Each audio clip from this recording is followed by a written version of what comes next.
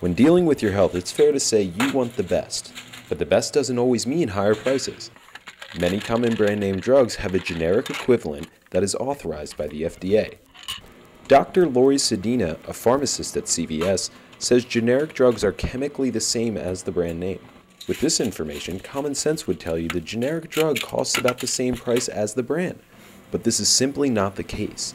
Brand medications have the original patent, so that original patent allows those folks to charge the most amount of money because they're the only ones that have the right to the drug.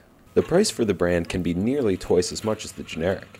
Zithromax, a commonly used antibiotic, is just over $85, but its generic equivalent, azithromycin, costs about $45. That's a difference of $40. Flonase nasal spray costs about $115, while its generic, fluticasone, costs about $78. That's a difference of $36. Other prescriptions have no generic yet and are necessary for people to live.